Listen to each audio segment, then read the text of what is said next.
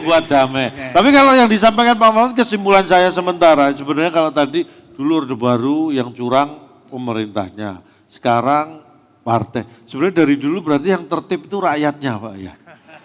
Bener loh. Ya. Rakyatnya nggak ada yang curang.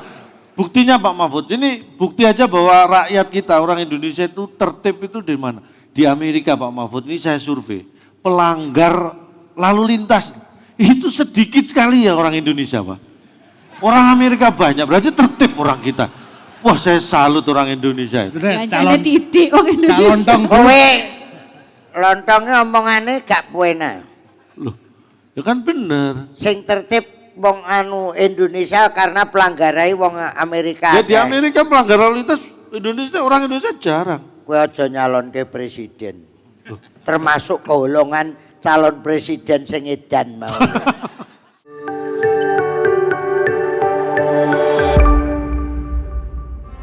Assalamualaikum warahmatullahi wabarakatuh. Waalaikumsalam. Terima kasih sudah hadir di khitanan abah saya. Hah? Aku yang gak enak mau tuntun dari situ. Nah kenapa? Ketoknya menghormati. Tapi, ya kan Kelihatannya kamu menghormati nuntun saya.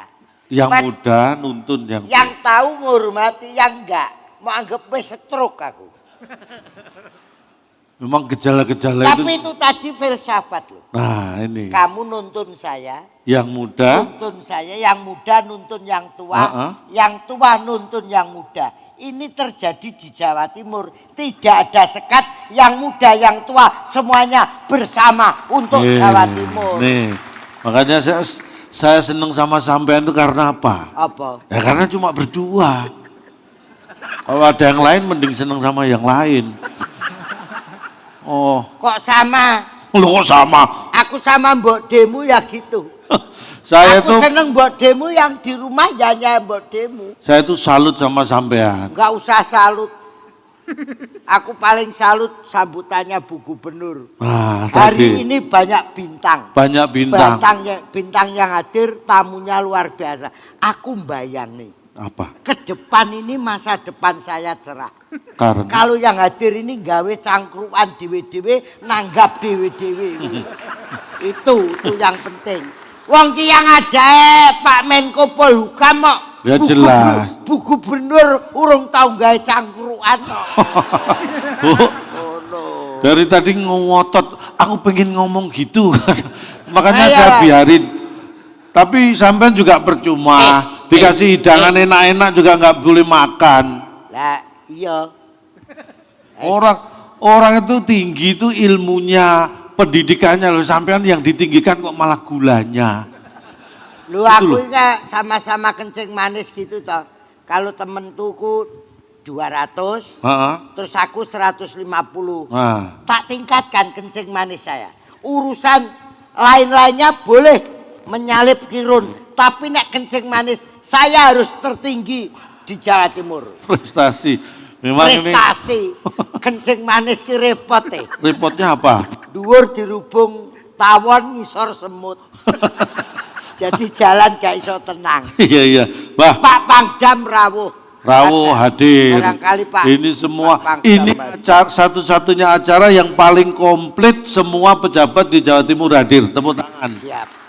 Semua pimpinan di Jawa Timur pimpinan ada di dalam sini. Semua baru kali ini semua pimpinan bisa kumpul di gedung ini. Betul. Di acara cangkruan. Joboroh apa? Rakyat tok. Iya. Rakyat tok. Makanya ini ngumpul di sini, ini disiarkan langsung, Mbah. Ini loh, ini yang virtual juga ada. Makanya kita bicara tertib. Saya itu udah, sampean itu kan punya handphone. Ini loh kemarin berita apa aja tak sebar. Iku saya mau ngingatkan sampean. Apa? Berita apa yang mau sebar lewat HP-mu? Ya itu manfaatnya komunikasi ya gini. Kalau yang positif boleh, tapi yang hoak-hoak. Ngapain orang idam saya sebar? Kemarin di daerah saya ada yang datang banyak. Ada orang hamil mengeluarkan kambing. Teko ning nggonku kabeh. Keajaiban. Keajaiban apa? Orang hamil mengeluarkan kambing dari kandang kok. Walah ya Allah. Mengeluarkan kambing. Salah paham. Berarti itu orang Kayak itu daripada awakmu. Kowe iki yo hati-hati menggunakan ini. Ini cupu manik Astagina. Apa saja Cupu manik Astagina. Kebersamaan ada sini, ada. Kerukunan ada sini, ada. Rusak juga ada di sini. Maksud apa? Hati-hati menggunakan HP. Ini modern boleh, namun tata krama, tertib, budi pekerti harus kita pegang. Iki nek mateni piye? Bah, ngasih tahu ini teknologi cupu manik Astagina. Hati-hati mateninya piye? Teknologi enggak. Bah, kalau matiin HP, cari air bersih, terus? Dicelup. Nah, ditunggu setengah jam pasti mati. Kesuwen. Hah? Mbok tidak ya. Orang itu ngomong tuh ya sumbut apa yang disampaikan sama wawasannya. Kayaknya ya malah teknologi enggak berbicara tertib. Nah, kurang tertib apa? Jawa Timur ini orangnya sugih-sugih. Amin. Alhamdulillah. Desa sekarang makmur wis sugih-sugih karena tertib. Tertib. Coba satu aja di apa? Pasar. Dasar ya tahu menjajakan dagangannya. Set pagi. Petugas pajak nek wong ngarani wong desa pleser. Pleser ya. Wis narik dhisik. Bener. Kuat bayar. Sugih. Tertib. Bayar pajak tertib. Pajak PBB tertib. Pajak dagangan tertib. Tertib semua. Sing gak tertib malah enek. Sopo? Sok-sok sing nggawa dhuwit pajak kuwi. Kuwi gak tertib wis sosok kuwi. Sosok ngono. Tapi memang saya tuh kadang-kadang juga bingung. Piye? Dulu saya bayarlah pajak dengan senyum. Heeh. Apa saya ke kantor pajak senyum, tetap suruh bayar. Katanya suruh bayar dengan senyum. Enek slogan sing greget nih. Apa? Penggadean. Apa? Menyelesaikan masalah tanpa masalah. Padahal masalah tok kuwi ning kono kuwi. Slogan kok greget nih. Sing apik ya sitok. Tapi kalau pelawak. Sing apik sitok Jawa Timur. Apa itu? Jir basuki mawa beyo. Artinya? Ya beyone diklumpukne nggo mbasukne awake dhewe iki. Pak, ini memang apa itu yang saya nggak suka dari apa itu sembarang kok diukur dengan duit, sembarang dengan uang. Nggak semua itu harus sama uang, bah. Saya itu semua sampean hitung-hitungan. Kemarin sampean bagi-bagi warisan. Iya. Ayo, kenapa saya nggak dikasih? Lho ora dikasih wong kowe dudu keluargaku. Ya, saya bukan keluarga sampean. Iya. Lho lah apa saya tuntun tadi? Balik. Sudah. Ini Selamat Pak Suko. Pak Suko. Kok niki didengar dari belakang itu eker-ekeran ae lho. Wong sehat. Lontong. Orang sehat se-Indonesia Sopo? bahkan Jawa Timur. Suko. Kok Suko Waluyo. Suko? Suko seneng Waluyo seger Sehat. waras. Sing gak waras ketoke kantonge. Niki Suko Widodo, Suko Mbah. Widodo. Oke. Pak Suk, ini apa itu? Dikasih tahu susah. Orang saya nyebar-nyebar teknologi kok malah nyebar berita malah dimarahin. Wah, sing mau sebar ki HO. HO. Berita bohong ngaten, Mbah. Lah iya, boleh. Nyebarkan informasi segala macam ini ketertibanmu, ketertibanmu dalam bermedsos, hiburan, Mbah. Baik, aku kalau ini, sepi saya nyebar hoax biar rame. Ya menyesatkan toh, gitu. mereka dia sudah sesat dari dulu. Nah, diteruskan sama Cak Lontong. Tambah sesat. Baik, hadirin sekalian, Assalamualaikum warahmatullahi wabarakatuh. Waalaikumsalam. Mbak Rina, ini tertib di tahun politik untuk Indonesia Maju. Nggih. Kita akan dengarkan sama-sama presentasi dari... Oh saya? Iya. Saya katanya disuruh, Iya. saya tadi ditelepon, ya disuruh disuruh ngasih materi. Loh, lawang saya berdiri di sini aja dalam rangka memenuhi kebutuhan materi, kok malah disuruh ngasih materi. Kan bingung saya. Mbak Rina, kita habis ini mau ngundang Pak Menteri Mahfud MD. Pak Mahfud lebih cocok lagi. Betul, untuk meluruskan masalah tertib-tertib ini tadi toh. Ini tadi kan suruh memberikan materi. Wong saya aja di sini betul. Ada lagi yang bilangin saya tadi. Apa? Tolong carikan Mbah Kirun ngasih solusi gendeng. Loh kok Lah, bisa? kenapa, Ya bener Pak ya Bejo? dianggap tua, dianggap Nggih. Aku jagelan jangget polisi. Solusi, Pak. Memberikan polisi.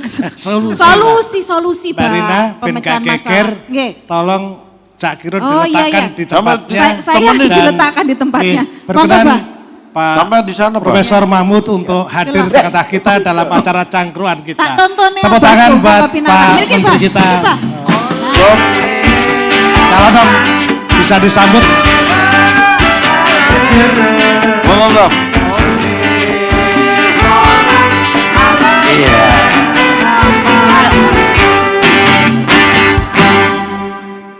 Oke Pak Menteri. Lagunya kok oleh Olang ini pertanda apa ini, ya Cak Suko? pas, ya Oh, pas. Tahu, beliau. belum tahu kisahnya Pak Menteri. Nama Oke. lengkapnya Mahmud MD.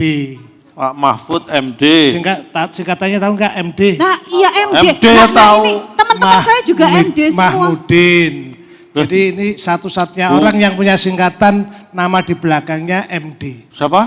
MD. MD itu bukan itu, bukan Madura Ndeles. Oh. Beliau ini asli Madura. Iya. Ya Pak ya. Nggih. Lah kanca-kancaku ini juga MD semua loh. Nama niko mergo dagelan MD. Abah Kiron MD. Apa? Mergo dagelan. Duduk. Nah ini apa? Mohon maaf Pak. MD-nya bukan mergo dagelan. Apa? Menderita diabetes. Cak Lontong juga termasuk MD juga. MD Cak Lontong mergo dhuwur. Takon. Nah, itu cocok. Nah, cocok. Niki Cak Soko mergo dosen. Nah kula MD mulai dhewe. Oh. Sakno. Pak Mahfud hadir Olang lagunya gitu, Madura. Madura. Saiki Surabaya perempatan-perempatan.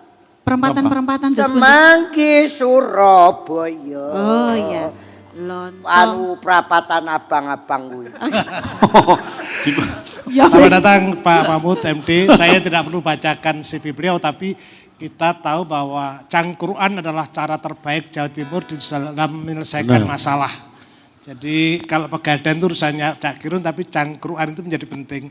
Ada kalimat almarhum Cak Priyo bahwa cangkruan itu menjadi solusi, timbang gegeran ayo omong-omongan. Nah Pak Mahfud kira-kira misinya kan ini sejak 2016 ketika revolusi mental. Saya sekali lagi tidak perlu mengenalkan Pak Mahfud, mungkin pikiran intinya ya Mas Lontong ya. Nggih. Cak Lontong dulu atau Pak Menteri dulu? Saya kira lebih baik Pak Menteri dulu Ya. karena saya nggak tahu mau ngomong apa. Jadi, Monggo Pak Menteri setelah nanti kita Pak tahu Menko, dan monggo. diberikan yang lain. Ya baik, terima kasih Cak Suko dan Cak Lontong dan hadirin sekalian, para pejabat sini, Muspida, Gubernur, Pangdam, Kajati, KPT, siapa lagi, banyak semua nih. Ada anak-anak muda Bintang-bintang juga banyak. bintang tiganya ada 2 tuh, sesmen saya, Benta dan itu, yang dari Lan Amal ya. Kemudian ada yang bintang 2-nya banyak sekali. Tapi yang paling banyak di sini adalah yang bintang 9. oh, Ini yang dari daerah-daerah ini, pengurus NU, pengurus Fatayat dan sebagainya. Pada umumnya itu adalah untuk di Jawa Timur itu bintang 9. Jadi begini, saya serius dulu ya, serius ya. boleh Serius serius. sampai. Bapak harus serius. Serius ya. Nanti kalau Begini. kalau Kalau kita, Pak Mahfud gak serius membunuh karir saya. Urusannya apa sampai? Jadi begini, saudara, acara cangkruan ini diadakan dalam rangka pemilu tahun 2024, tetapi pemilu itu harus dibekali dengan revolusi mental agar pemilu itu berjalan baik. Saya ingin memastikan kepada kita semua bahwa pemerintah mempersiapkan pemilu tahun 2024 itu bersungguh-sungguh. Pemilu akan dilakukan sesuai dengan kalender konstitusi. 5 tahun sekali, tidak ada perpanjangan, tidak ada penundaan. Sampai sekarang Pemerintah begitu, dan itu yang ditunjukkan oleh pemerintah dengan semua instrumen yang disiapkan. Dan saya salah seorang yang bertanggung jawab agar pemilu itu terlaksana dengan baik. Tapi untuk pemilu terlaksana dengan baik, mari kita kembali bahwa dulu ketika Pak Jokowi baru menjadi presiden itu, bahkan akan menjadi presiden, yang ditawarkan untuk memperbaiki Indonesia itu adalah revolusi mental. Karena Indonesia itu rusak di masa lalu dalam segi-segi tertentu karena mental kita sebagai bangsa itu rusak. Oleh sebab itu lalu diadakan revolusi mental. Apa tuh revolusi mental itu? Adalah cara pandang. Cara kita memandang, menganalisis, memahami dan menentukan langkah. Nih, Indonesia mau ke sana. Dan cara kerja. Untuk melangkah ke sana tuh kerjanya apa saja? Tahapan-tahapannya apa saja? Mengorganisasikannya bagaimana? Itu cara pandang, cara kerja, dan cara hidup. Nah, cara hidup itu artinya apa? Hidup kita nih untuk apa dan harus bagaimana? Nah, biasanya dasar dari revolusi mental itu ada lagi yang menyertai 3 hal. 1, integritas. Integritas itu kira-kira kalau dalam bahasa Arab itu kan ada istilah mohon taufik. Taufik itu artinya satu keinginan yang kemudian dilaksanakan dan bisa dicapai, itu namanya taufik. Oleh sebab itu kadang-kadang orang berdoa wabillahi taufik. Ya Allah berilah kasih taufik. Taufik itu ada kemauan, jelas mau apa dan bisa mengambil keinginan itu dengan baik. Integritas itu artinya kejujuran. Kita ngomong dan kita laksanakan dengan baik. Itu satu akhlak itu. Yang kedua etos kerja. Ya, integritas, etos kerja, gotong royong. Ini pilar-pilar dari revolusi mental itu. Pertama, saudara harus punya integritas, kejujuran, kesungguhan untuk melaksanakan secara baik. Kemudian etos kerja. Etos kerja itu ya apa? Nilai-nilai dan semangat yang mendasari kerja itu untuk apa? Kerja itu kalau di dalam agama dan kehidupan bangsa Indonesia itu kerja itu ibadah. Bahwa bekerja itu ibadah. Untuk keperluan sekarang dan untuk keperluan yang akan datang. Kalau di apa tuh? Kalau dalam agama itu kan sering ada apa?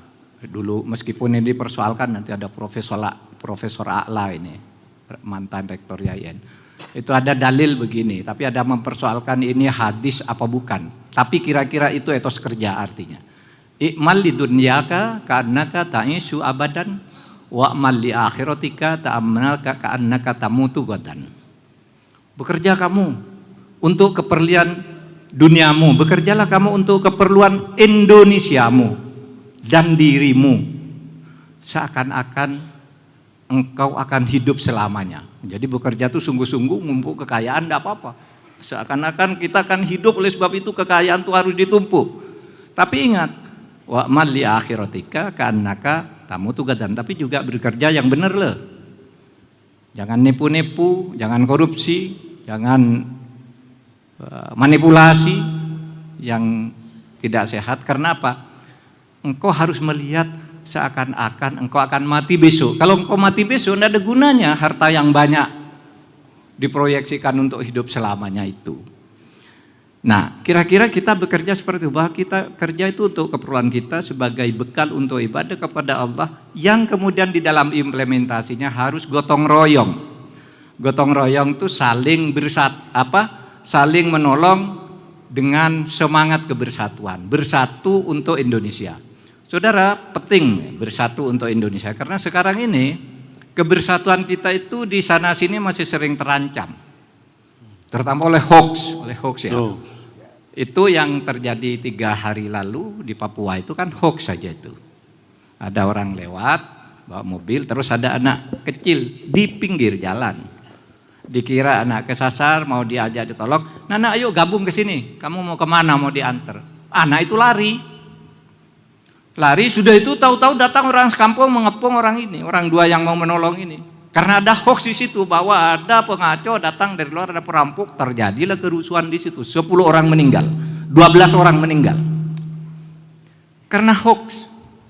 Dan itu kalau di Papua mungkin itu disengaja saja. Ada yang meremote dari jauh tuh, siarkan aja tuh ada penyusup dari luar. Gitu. Lalu kerusuhan itu tidak ada hubungannya dengan separatisme yang terakhir ini. Ya hoax murni, hoax gitu. Nah oleh sebab itu jangan main-main dengan hoax. Nah itu gangguan. Tapi juga sedikit banyak gangguan ideologis.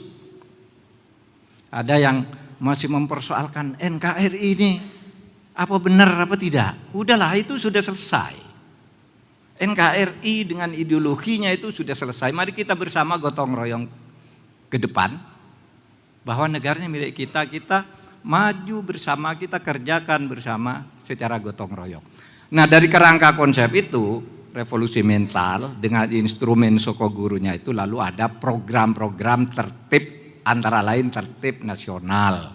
Nah kita kali ini mau mengadakan dialog nih khusus salah satu segi kecil atau dari 5 aspek yang direncanakan di dalam rangka program revolusi mental itu ada tertib nasional ya yang kita diskusikan hari ini karena kita ini banyak yang tidak tertib juga di dalam hidup. Pemilu tidak tertib. Tertib itu sebenarnya betul kalau dalam agama itu istiqomah sebenarnya. Istiqomah itu ya berlaku lurus, berlaku benar menurut urut-urutannya, menurut caranya. Kalau misalnya sujud itu baca subhanallah minimal 3 kali ya 3 kali. Harus tertib tuh berhenti dulu agar mapan gitu, itu tertib namanya. Maka dalam agama itu syarat sahnya sholat misalnya atau ibadah mahdoh itu at-tartib itu tertib. Nah kita gunakan juga dalam kehidupan kita bernegara. Kalau kita tidak tertib nih kita kacau balau. Apalagi pemilu nanti. Pemilu yang saya katakan pasti akan dilaksanakan itu rawan dengan kecurangan. Saya ikut di dalam berbagai instrumen pemilu. Pertama di dalam era reformasi, pertama tahun 99 saya menjadi ketua Panwas Daerah Istimewa Yogyakarta, Panwaslu Daerah Istimewa Yogyakarta. Ketika itu ya ketuanya ketua pengadilan tinggi, wakilnya akademisi, saya masuk tapi ketua pengadilan tingginya Pak Yusuf waktu sakit lalu saya yang memimpin. Kemudian saya menjadi peserta pemilu ketika bersama Bu Khofifah ini menjadi pengurus partai. PKB waktu itu Pak. PKB. Bersama kerja ini kalau menjadi peserta begini.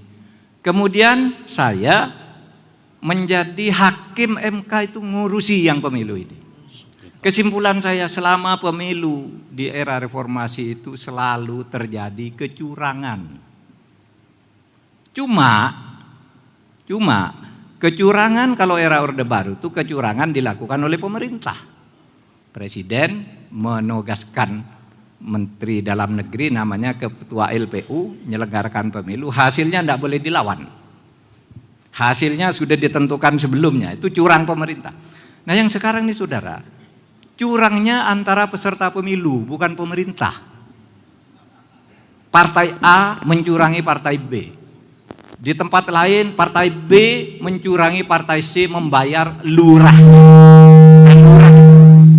Lurah itu bukan penyelenggara pemilu, tapi TPS-nya kan lurah juga, orang-orangnya lurah. Diberitahu tuh suaranya Lontong ditambah, suaranya Suko dikurangi, dan seterusnya. Itu kecurangan. Kok tahu? Saya tahu karena saya hakim MK. Jadi kalau masa Orde Baru itu yang curang pemerintah. Masa Orde Baru itu yang curang pemerintah, yang menang harus Golkar. Yang jadi bupati harus TNI, yang menentukan tuh ABG, ABRI, birokrasi, dan Golkar. Itu zaman Orde Baru. Nah yang sekarang ini rebutan tidak karu-karuan, tidak tertib. Nah itu yang harus kita tertibkan ke depan karena reformasi ini sudah bagus hasilnya. Bagusnya apa? Bagusnya ya sekarang kita bisa memilih orang sendiri, mencalonkan orang sekarang boleh. Dulu Pak Ibu, dulu mencalonkan presiden itu lalu dicap gila lah.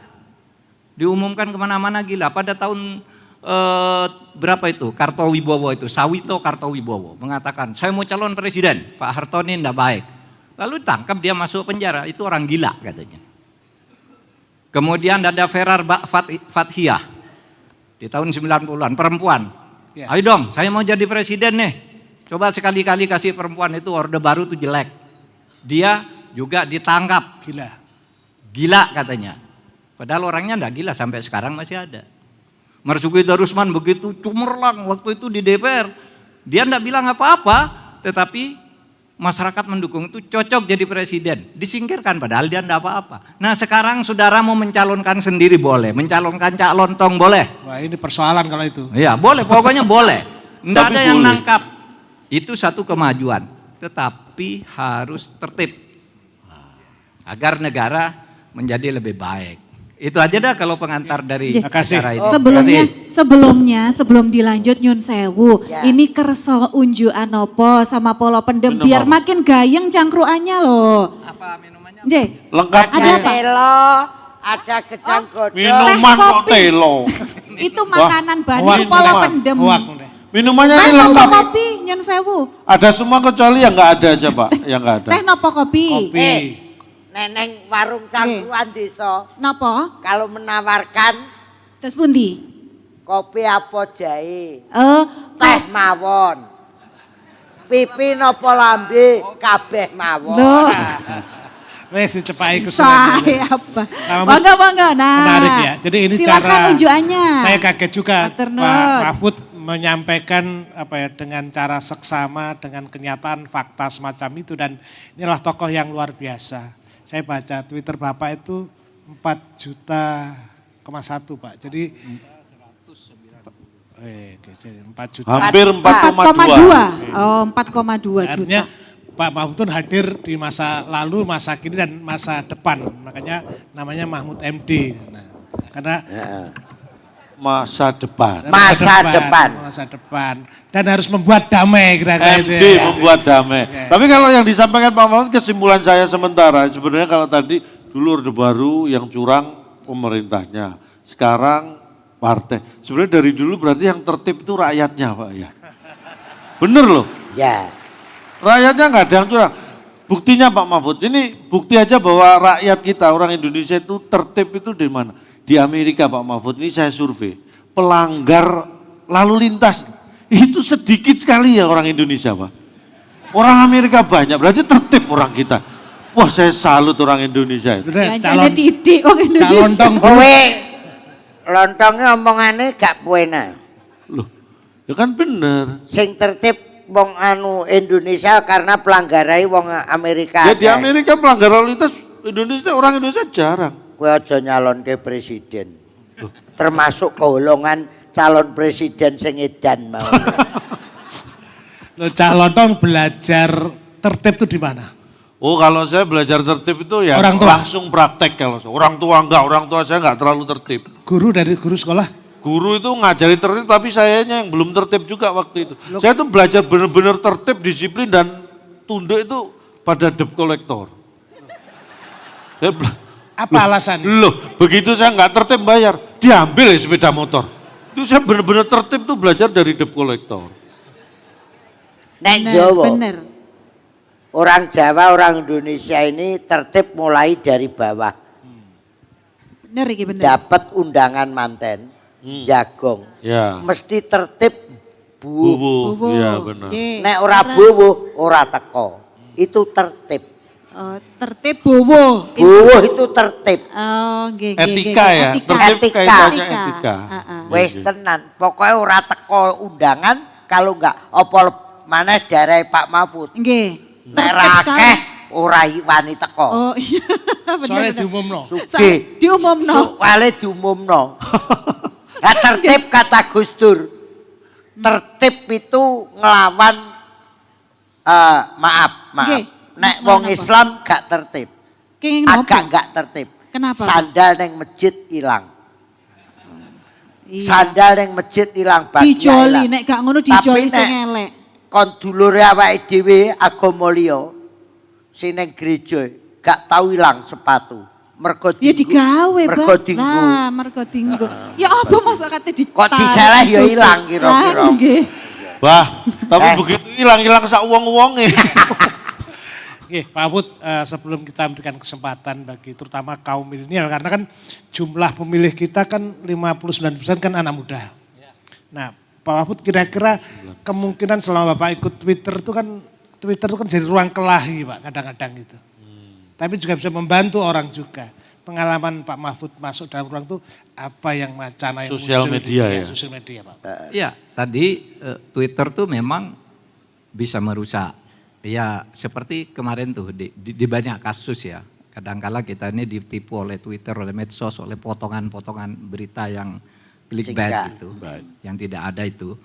Tapi juga ada manfaatnya. Dalam pengalaman saya, misalnya saya ingin mengungkap satu kasus yang sulit gitu. Saya tweet aja lewat Twitternya ada laporan begini, di mention ke Divisi Humas Polri, kemudian ke Polda, kemana, itu biasanya langsung selesai, langsung hari itu juga di follow up. Misalnya begini, seminggu lalu tuh saya mendapat potongan video seorang pembantu rumah tangga menangis di YouTube. Tolong, saya ini disiksa, tolong. Saya mau keluar enggak boleh, saya dianiaya gitu, nangis. Tapi kita enggak tahu orangnya di mana. Lalu saya kirim ke Polri, ada cyber police di situ. Yang ngirim Pak Mahfud saya sendiri saya ngirim ke dia. Bapak Tolong, sendiri ya? iya. Oke. Saya di Twitter, tolong masyarakat dibantu. Ini orang ini di mana kita enggak tahu, tapi tolong dibantu. Saya katakan polisi punya alat untuk tahu ini di mana karena saya sering menggunakan. Kalau ada apa gitu siapa ini sebentar ketemu. Nah ini yang orang yang nangis perempuan dari Garut ini apa? Saya tweet itu jam 7, kemudian jam 10 sudah ada jawaban. Orang ini ada di Dahran, Saudi Arabia, rumahnya nomor sekian, ini sekian, dan sekarang sedang akan dijemput oleh Kedutaan Besar Republik Indonesia. Langsung. Padahal dia nangis sudah 5 hari. Tidak ada yang tahu ada di mana. Saya tweetkan ke polisi, tolong dicari, pasti ketemu kalau Anda yang cari. Ketemu orangnya. Nah itu manfaat dari medsos. Saya juga pernah, misalnya seorang perempuan bendahara namanya Nur Hayati ya, di Garut. Lurah itu, gitu iya, bendahara lurah. Lurahnya korupsi, selama 2 tahun korupsi. Nur Hayati ini kan tidak enak kenal lurah, tapi sudah 2 tahun dia lapor. Malah yang ditangkap Nur Hayati ini, katanya kamu membiarkan orang korupsi 2 tahun, padahal dia lapor. Berarti kamu ikut serta korupsi. Dia jadi tersangka. Sudah tersangka, sudah dilimpahkan kasusnya dari polisi ke kejaksaan. Polisi bilang, saya enggak bisa sekarang mencabut karena sudah di kejaksaan. Kejaksaan saya juga tidak bisa mencabut, karena apa? Karena ini sudah resmi dari polisi, sudah P21. Akhirnya saya turun tangan lewat Twitter, lalu bicara dengan Jaksa Agung, bicara Kapolri, sorenya keluar. Nah itu gunanya, bisa lebih cepat medsos itu. Nah dalam hal ini saya gunakan terus medsos. Ya tapi ini kan Pak Menteri sebagai pribadi Mahfud. Ya. Bagaimana ini menjadi tertib secara nasional itu? Kita harus rumuskan. Kalau saya melihat, kalau cara kerja saya, hampir semua instansi pemerintah itu membuka itu ya. Lapor atau iya, website. silakan lapor ke nomor sekian, ini WA kami, ini Instagram. Kapolri juga sudah mengumumkan lapor ndak rumit-rumit, ini nomor Instagram, ini nomor HP saya, ini nomor HP Polri, lapor ke situ gitu. Sudah membuka semua, di tiap kementerian itu ada akun-akun untuk melapor. Tapi kita tidak tahu apakah yang mengolah itu benar atau tidak. Karena saya jarang mendengar bahwa kasus itu selesai karena laporan melalui akun Twitter. Tapi yang berkali-kali saya bisa orang hampir dipecat jadi dosen di Indonesia namanya Saiful Majdi. Kurang 3 hari ini tidak ada keputusan, vonisnya inkrah, dia akan selamanya menjadi terpidana. Tapi waktu itu saya kejar dengan Twitter, saya telepon Polri, saya telepon DPR sidang hari ini diputuskan dia diberi amnesti oleh Presiden. Selesai. Hanya dengan medsos. Kalau saya manggil lewat surat, suruh menghadap dulu, itu lewat waktunya. Ganti lebaran Pak. Iya. Nah, oleh sebab itu ada gunanya tuh medsos, tetapi juga hati-hati karena itu juga bisa membunuh banyak orang. karena kesalahpahaman, karena fitnah-fitnah dan sebagainya. Ya, Ya. menarik Pak Menteri karena ada kalimat yang penting saya kira tidak semua yang kita ketahui juga disampaikan, maka ketahuilah yang tidak boleh Anda sampaikan. Ini kan butuh pengetahuan, nanti Pak Henry dan kawan-kawan mengisi, tapi kita berikan kesempatan Mbak Rina, kita tawarkan mungkin ada yang ingin menanyakan langsung kepada Pak Menteri. Barangkali ada yang mau tanya, Hanya dengan cangkruan ini kita bisa mendapatkan gambaran langsung, oh cara berpikir Pak Menteri itu begitu. Yang Cak Londong mungkin yang ada yang ditanyakan. Saya sudah siapkan. Monggo Pak. Orang duwe pertanyaan kok. Jenengan menika Apa itu udah nyiapin pertanyaan, diem itu dalam ngantuk itu. Wonten pertanyaan, Bah. Nopo? Saya hanya satu. Nopo, Bah? Saya ini nggak akan menanyakan karena kedudukan saya di Jawa Timur sekarang akan mewakili Jawa Timur untuk di DPD. Oh, DPD, Dewan Perwakilan Daerah. Dewan Penasihat Dagelan. Kaget aku Bah. Tak pikir Cangkruan masuk partai. ini Terus pundi? yang Pak Mahfud ini sudah jadi khas orang Indonesia. Contohnya orang di warung, orang waktu ngobrol dengan temannya, itu sudah cangkruan. Jadi sambung rasa. Kalau Mbah Harto dulu mengatakan sambung rasa. Jadi ini ciri khas yang luar biasa. Pertanyaannya hanya satu Pak Mahfud, ini diteruskan nggak program ini untuk daerah-daerah lain? Ini pertanyaannya tuh maksudnya tentang tertib. Lah kok golek job-joban? Piye to, Bang? Ikler salah tompoi. Lah terus nopo? Golek job-joban. Maaf Kang Lontong, Cak Lontong. Oh salah. Ikleru. Oh Mbak salah. Kiro nanyakan cangkruan ini program ini dilanjutkan di daerah lain enggak? Di Kiasari job saru. Lah nopo? Seniman, ada Menko Polhukam, ada Bukoviva. Ndak cari job. Kaya golek tanggapan, golek job saru. Lah nopo? Lah nopo? Saru. Lah nggih saru. Nek kita nanyakan saru. Oh saru. Saru nek iki gak dilanjutkan. Itu saru. Lah Bapak. Ya silakan mungkin ada yang Silakan. menyampaikan. Dilanjutkan. Oke, silakan. Monggo kita Itu silakan. ada yang angkat tangan. Ada Saya mic dibantu Mas, bisa dibantu? mungkin salah satu atau Bisa dilempar mic itu Mas. Maksudnya diarahkan ke sana. Pak Mahfud terutama saya akan dorong anak muda karena mereka menjadi pemilih yang paling dominan. Ini Mas, Jadi, mic-nya boleh. Pak Nah. Mahfud ini Dan di belakang dulu Mas. Oh yang di belakang, oh ya. Sudah ada. Boleh sebutkan nama dan dari mana, monggo silahkan. Gung urip Mas. Udah urip, udah berdiri gini kok. Mic-nya. Mic-nya. Kirain orangnya. nanti juga kita beri kesempatan kepada sejumlah narasumber, ada Bu Kofifah, Prof. Henry, Pak Ustadz, kemudian ada Mbak Anisha, ada Mas Fahmi juga secara teknis. Tapi ini kita tangkap inti pesan Pak Mahfud dulu dan pesan Pak Mahfud. Silakan. Assalamualaikum warahmatullahi wabarakatuh. Waalaikumsalam warahmatullahi. Terima kasih atas kesempatannya. Saya Kholili Kholil dari Bangil Pasuruan. Saya ingin menanyakan kepada Bapak Mahfud MD. Saya sendiri tertarik dengan perkataan Cak Lontong tadi ya. Kesimpulan dari panjenengan tadi menurut saya sangat menarik bahwa sebetulnya rakyat ini nggak pernah nggak tertib, selalu tertib. Yang nggak tertib adalah entah itu pemerintahnya, entah itu partainya. Nah dari pertanyaan itu saya tarik kepada maraknya hoax sekarang, maraknya berita-berita hoax. Berita-berita hoax saya dari kiai kampung ya, banyak kiai kampung di daerah itu menanyakan ini berita ini betul apa enggak. Karena berita itu mengadu emosi massa gitu. Maka kadang kalau kita jelaskan duduk perkara yang sebetulnya mereka nggak mau tahu. Wah pokoknya ini rezim zalim, gitu-gitulah. Sehingga saya ingin menanyakan kepada Bapak Mahfud, bagaimana sebetulnya untuk para kiai-kiai di daerah, cara yang paling tepat untuk meng-cross-check hoax, menangkal hoax, dan meredam hoax.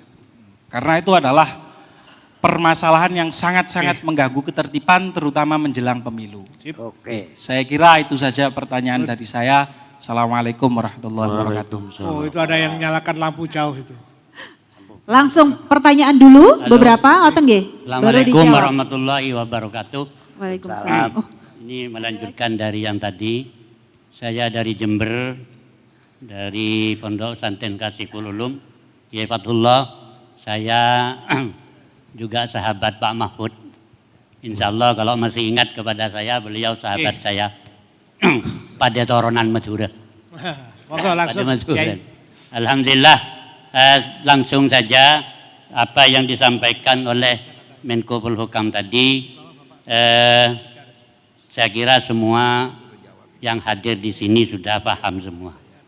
Hanya saja satu yang mungkin ini masukan kepada Bapak Mahfud selaku Menko Polhukam. Kalau rakyat bawah itu saya rasa aman-aman saja. Tetapi pemimpin yang di atas itu, kadang-kadang ya ketua partai atau yang lain, ini yang selalu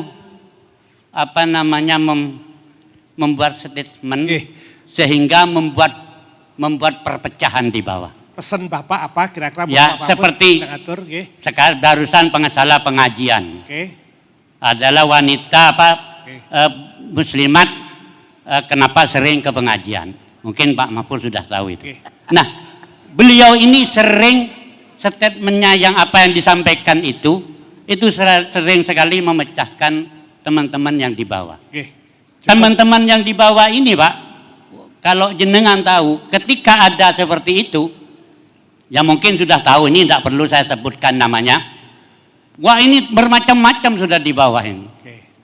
Ya mungkin itu, jadi saya minta tolong kepada Menko Polhukam agar supaya memberi masukanlah kepada pemimpin-pemimpin partai, baik menteri ataupun yang lain. Terima kasih. Assalamualaikum warahmatullahi wabarakatuh. Calondong ini yang ngancung itu ada 29. Hah? Tapi kita ringkes karena sebelum tanya sudah mau dijawab sama Pak Mahfud. Oke, siap. Tapi sebenarnya saya pengen biar tertib Pak Mahfud tuh nyanyi sebetulnya. oh iya, nanti nggih kerso nggih. Boleh. Asik, mantul. Bukan nyanyi ya, Tak, siapkan musiknya ya, solawat asril. Oh, solawat asli. Oke. Bisa ya? Lanting ngerti Oke. ora? Allahumma Aman, sholli ala siapkan ya iramanya ya. Disiapin, Sekarang saya mau jawab dulu. Wah, jawab. Oke. Saya jawab dulu, nanti yang akan menjawab ini semua ada Kiai Dasat, Latif, ada Mbak Alisa Wahid, ada Pak Fahmi Ismail, kemudian ada Pak Henry Subiakto, nanti akan menjawab itu semua. Ini udah disiapkan semuanya, 4 orang. Tapi tadi saya memberi contoh, yang dicontohkan oleh Kiai Fathullah itu contoh sedikit berita yang dicampuri hoax. Ketika Bu Mega misalnya, untuk apa sih ibu-ibu pengajian? Apa enggak? Lalu dibilang beritanya tuh Bu Mega melarang pengajian. Padahal ada sambungannya itu. Sambungannya ibu-ibu jangan terlalu fokus ke pengajian. Kasihan tuh anak-anak banyak yang rusak karena ditinggal oleh ibu-ibu. Cuma itu aja sebenarnya. Substansinya kan benar agar anak-anak itu tidak sampai menjadi seperti Mario. Stunting. Seperti apa?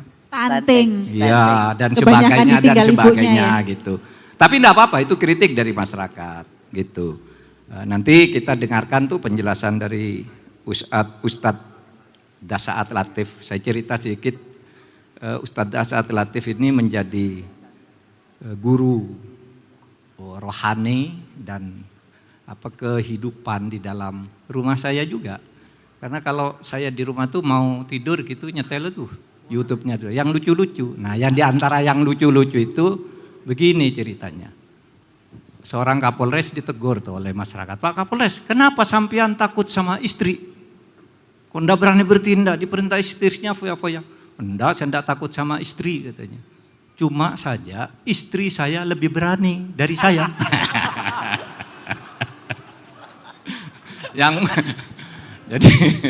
Jadi Polres satunya ditanya, Pak Polres, kamu Anda takut? Saya enggak takut sama istri. Tapi istri saya itu temannya Bu Kapolda. Nah, Bu Kapolda itu berani sekali sama suaminya sehingga kalau suaminya marahi saya lewat istrinya, saya jadi takut pada istri. Ini ceritanya kayak Dasat. Jadi saya sering gitu kalau mau memberi nasihat istri itu saya nyetel YouTube-nya kayak Dasat, saya tidur gitu. Dan dengarkan sambil ketawa-ketawa gitu.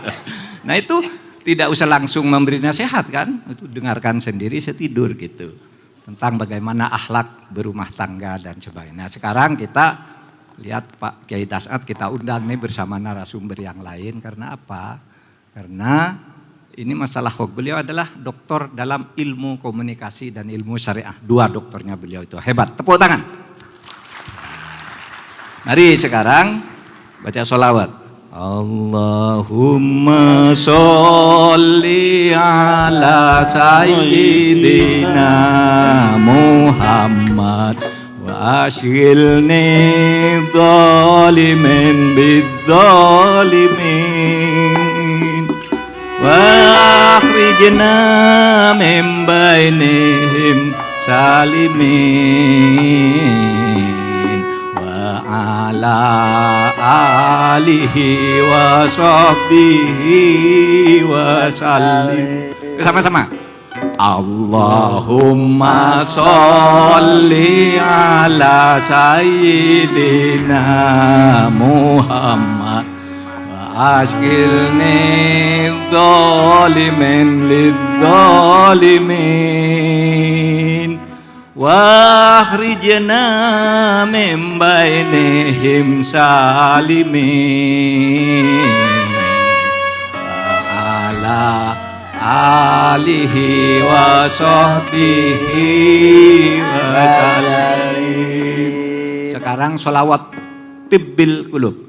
Allahumma sholli ala sayyidina Muhammadin tibbil qulubi wa dawaiha wa afiyatil abdani wa shifaiha wa nuril absari wa diyaiha wa ala alihi sahbihi wa sallim. Cukup ya? Masya Allah. Karena ini Boleh Jawa tepuk Timur tangan. gitu aja. Boleh tepuk tangan sekali lagi untuk Pak Pak Mahfud. Menteri boleh turun tapi MD. tetap ikut interaksi Prof, kita. matur Jadi nuwun. monggo gantian Bapak Oke. nanti. Jeh, luar biasa. Terus Pak Menteri, luar biasa kebanggaan kita. Ulang ala deremetanya Leulang ala deremetanya Oleh ulang Malah Dereka Madura. Tapi memang ya kalau musik ngikuti pasti, kalau Pak Mahfud nyanyi itu pasti dapat applause yang luar biasa. Coba kalau Karena calon. syaratnya 2 sebenarnya kalau nyanyi biar dapat applause. Yang pertama suara harus bagus. Bagus. Tapi kalau Pak Mahfud misalnya suara nggak bagus, ini yang kedua bisa. Apa? Jabatan dan posisi harus bagus. Itu pasti applause-nya luar biasa. Makanya kalau Pak Mahfud nyanyi, wah pasti applause harusnya karena jabatan beliau bagus. Kalau Cak Lontong yang nyanyi, Wah ya itu malah applause-nya sambil lari. kenapa lari? Kalau Lari. sing nyanyi dan Oh saya kalau nyanyi itu biasanya Auden lempar bunga Oh, sama pot-potnya. Des.